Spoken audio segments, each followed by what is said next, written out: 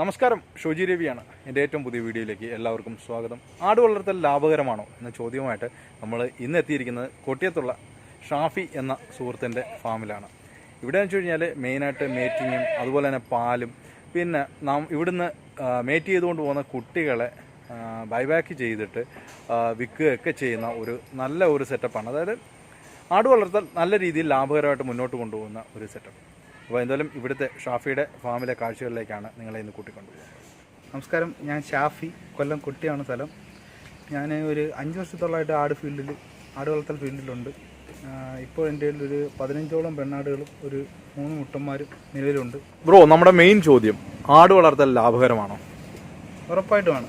നമ്മുടെ കയ്യിലുള്ള ലാഭകരമായിട്ടുള്ള കാര്യങ്ങളാണ് കയ്യിലിരിക്കുന്ന ഈ മുതലുകൾ. ഇതൊക്കെയാണ് നമ്മളുടെ ലാഭം. ആട്ടിൻ കുട്ടികളാണ് നമ്മളുടെ ഏറ്റവും വലിയ ലാഭം. ആട് വളർത്തലിലെ മെയിൻ ലാഭം ആട്ടിൻകുട്ടികളാണ്. ഓക്കെ, വേറെ എന്തൊക്കെയാണ് വരുമാനം? നമ്മുടെ വരുമാനം എന്ന് പറഞ്ഞാൽ മുട്ടന്മാരെ നിൽക്കുന്ന ഈ മുട്ടന്മാരെ കൊണ്ടുള്ള ക്രോസിംഗ് ആണ് രണ്ടാമത്തെ വരുമാനം. നമ്മുടെ ഉപജീവനവും ചെലവും ആടിന്റെ ചെലവും എല്ലാം കഴിഞ്ഞു വന്നു ഈ ആടിന്റെ ക്രോസിങ്ങിലൂടെ. എത്ര മുട്ടന്മാരുണ്ട് മൊത്തത്തിൽ? എൻ്റെ കയ്യിൽ 3 മുട്ടന്മാരുള്ളത്. എത്ര ക്രോസിംഗ് വരെ കിട്ടും ഒരു മാസത്തിൽ? ഒരു മാസം ഒരു 30ഓളം എനിക്ക് ക്രോസിങ്ങോളം നടക്കുന്നുണ്ട്. ഒരു ക്രോസിങ്ങിന് എത്ര രൂപ വാങ്ങുന്നു? ഞാൻ 500 രൂപയാണ് വാങ്ങുന്നത്. 500 രൂപ വാങ്ങുന്നുണ്ട്. എന്തായാലും 30 കുറയത്തില്ലല്ലോ. 30 കുറയത്തില്ല. അപ്പോൾ 15,000 രൂപ എടുത്ത് നിങ്ങൾക്ക് ഒരു മാസം വരുമാനം കിട്ടും. ക്രോസിംഗിൽ നിന്ന് മാത്രം വരുമാനം കിട്ടും. പിന്നെ കുട്ടികളും. അതെ, അപ്പോൾ ഈ കുട്ടികളെന്ന് വെച്ച് കഴിഞ്ഞാൽ ഇവിടെ ഏകദേശം എനിക്കൊന്ന് 10-12ഓളം പെണ്ണാടുകളെ ഉള്ളതെന്ന് തോന്നുന്നു. അപ്പോൾ ഇതിനകത്ത് മാത്രം ഇത്രയും കുട്ടികളെ കിട്ടുമോ? ഇവിടുന്ന് മാത്രമല്ല കുട്ടികളെ കിട്ടുന്നത്. നമ്മൾ ഈ ക്രോസ് ചെയ്ത് കൊടുക്കുന്ന കുട്ടികളെ പുറത്തുള്ള കച്ചവടക്കാർ പറയുന്നതിൽ അധികം വില കൊടുത്ത് തന്നെയാണ് നമ്മൾ തിരിച്ചെടുക്കുന്നത്. നമ്മളിൽ തന്നെ ഡയറക്റ്റ് മാർക്കറ്റ് നമ്മളാണ് ഈ കുട്ടികളെ ഡയറക്റ്റ് മാർക്കറ്റ് ചെയ്യുന്നത്. അത് ആവശ്യക്കാരിലേക്ക് നമ്മൾ വഴിയാണ് എത്തിക്കുന്നത്. അപ്പോൾ അതിലൂടെ ഈ മേറ്റ് ചെയ്ത് കൊണ്ടുപോകുന്നവർക്ക് ഒരു വരുമാനമായി നല്ലൊരു വില കിട്ടുകയും ചെയ്യും. നമ്മളുടെ കാര്യങ്ങൾ നടന്നു പോവുകയും ചെയ്യും. നമുക്ക് അതിനകത്ത് ഒരു ചെറിയ ലാഭം കിട്ടുകയും ചെയ്യും അല്ലേ?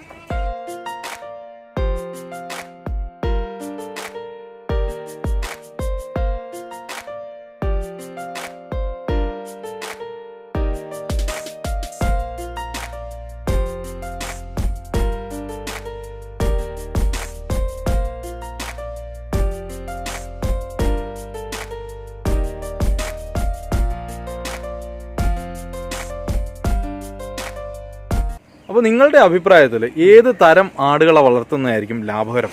Cross breed വളർത്തുന്നതായിരിക്കും ലാഭകരം. അതായത് കുറേ ആൾക്കാർ പറയാറുണ്ട് മലബാറിയെ വളർത്തി തുടങ്ങണമെന്നാണ്. ശരിക്കും തുടക്കക്കാർക്ക് നല്ല മലബാറിയാണ്. എന്നാൽ നിങ്ങൾക്ക് വളർത്താൻ ആഗ്രഹം ക്രോസ് ബ്രീഡുകളാണ്. ക്രോസ് ബ്രീഡുകളാണ്. എന്തുകൊണ്ടാണ് അങ്ങനെ? ക്രോസ് ബ്രീഡുകളാകുമ്പോഴത്തേക്ക് ശരാശരി മാർക്കറ്റിൽ നമ്മൾ മലബാറിയെ അപേക്ഷിച്ച് മലബാറിക്ക് പ്രതിരോധശേഷി ഉണ്ട്, ശരി തന്നെയാണ്. പക്ഷേ മലബാറിയെ അപേക്ഷിച്ച് കൂടുതലും മാർക്കറ്റ് വില കിട്ടുന്നത് ക്രോസ് ബ്രീഡുകൾക്കാണ്.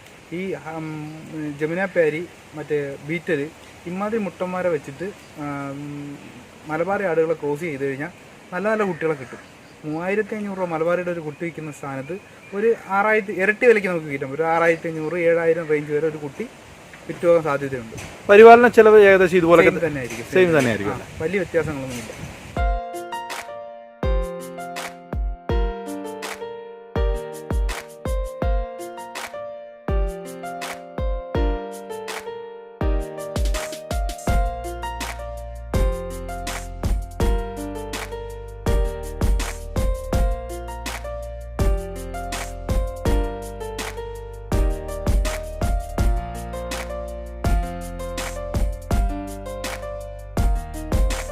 നിങ്ങൾ പറഞ്ഞല്ലോ ഈ മലബാറി കുഞ്ഞുങ്ങളെ അപേക്ഷിച്ച് ക്രോസ് ബ്രീഡ് കുഞ്ഞുങ്ങൾക്ക് വില കൂടുതലാണെന്ന്. എന്തുകൊണ്ടാണ് അങ്ങനെ ഒരു വില വ്യത്യാസം വരുന്നത്? മലബാറിയെ സംബന്ധിച്ചിടത്തോളം മലബാറിക്ക് ഒരു കുട്ടി ജനിച്ചു വീണ ഒരു ലൈവ് വെയിറ്റ് ഒരു 5 കിലോ ആ റേഞ്ചേ കാണത്തുള്ളൂ. ഒരു 3 മാസം വരുമ്പോഴത്തേക്ക് ഒരു 15 കിലോ ആവറേജ് ആ റേഞ്ചിലെ വെയിറ്റ് വെക്കത്തുള്ളൂ. അതേസമയം ക്രോസ് ബ്രീഡ് ആടുകളാകുമ്പോഴത്തേക്ക് ഒരു 3 മാസം കഴിയുമ്പോൾ അത് 25-30 ആ റേഞ്ചിലോട്ട് പോവാം. അത് ജെൻസ് അനുസരിച്ച് അപ്പോഴത്തേക്കും അതിനനുസരിച്ച് മാർക്കറ്റ് വാല്യൂ ഉണ്ടാവും. പിന്നെ ഒരു ഇതിന്റെ ഭംഗി വെച്ചിട്ട് ചിലപ്പോൾ അതിന്റെ മോഹവിലയും കിട്ടിയാൽ ഉറപ്പായിട്ടും കിട്ടുന്നുണ്ട്.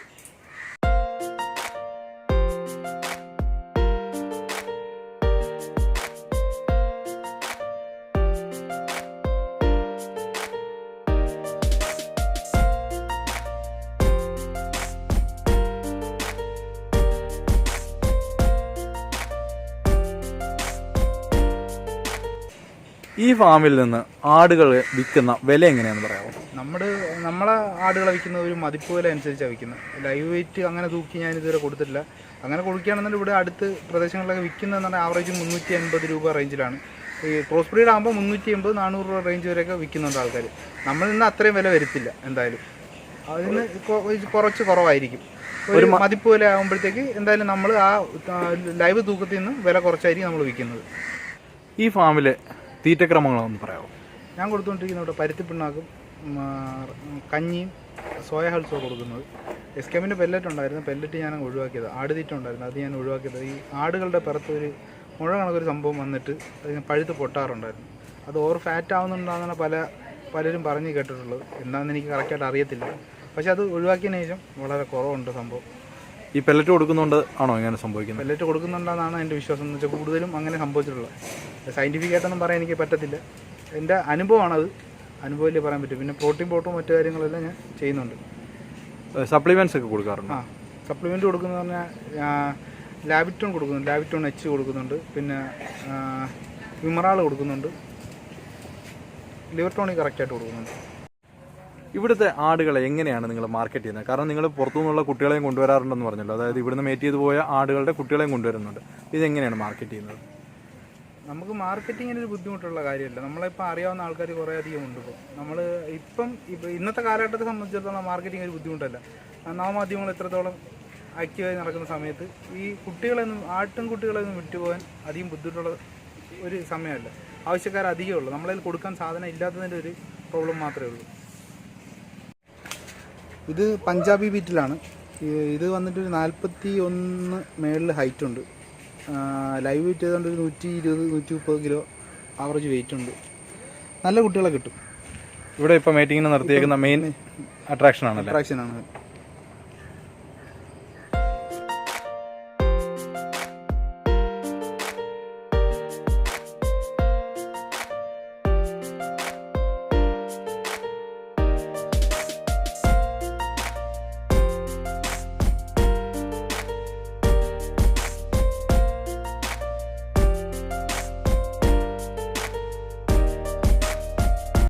ഇവിടെ ആട്ടിൻ പാലിന് വിപണിയുണ്ടോ? വിപണിയുണ്ട്. ഇവിടെ 100 രൂപയാണ് ലിറ്ററിൻ്റെ വില. 1 ലിറ്റർ പാലിന് 100 രൂപയാണ്.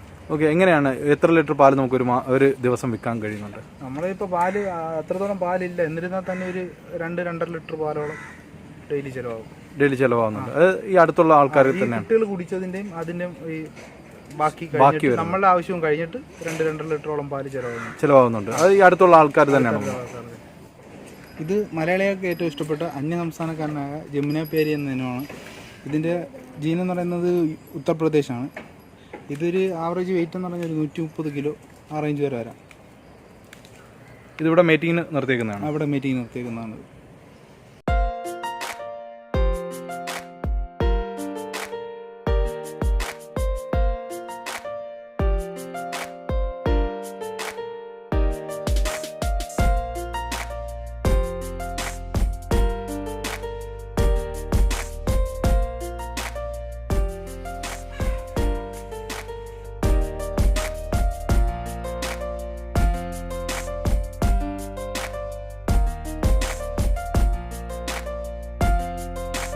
ആട് കർഷകരെ സംബന്ധിച്ചിടത്തോളം ഇതൊരിക്കലും ഒരു നഷ്ടത്തിലേക്ക് പോകുന്ന ഒരു ബിസിനസ്സല്ല. നമ്മളിപ്പം ബാക്കിയുള്ള ബിസിനസ് രീതികളെ അപേക്ഷിച്ച് ഇതെന്നും മാർക്കറ്റിൽ അത്യാവശ്യമായി വേണ്ട ഒരു സാധനങ്ങൾ. ഇതിൻ്റെ പാലായാലും മീറ്റായാലും എന്നും അത്യാവശ്യ ഘടകം തന്നെയാണ്. നമുക്കൊരിക്കലും ഇതൊരു നഷ്ടത്തിലോട്ട് പോകത്തില്ല. എങ്ങനെ പറഞ്ഞാലും പണ്ടുള്ള ആൾക്കാർ പറയത്തില്ലേ, പാവപ്പെട്ടവൻ്റെ പശു. അത് ശരിക്കും എനിക്ക് എൻ്റെ അനുഭവത്തിൽ വിളിച്ചെത്ത ഒരു കാര്യം തന്നെയാണ്. ഞാൻ ഇതുകൊണ്ട് എൻ്റെ കുടുംബം പോറ്റുന്നത് ഈ ഒരു ആട് വളർത്തൽ കൊണ്ട് തന്നെയാണ്. ഇപ്പോൾ എൻ്റെ ഉപജീവനം ശരിക്കും ആട് വളർത്തൽ തന്നെയാണ്.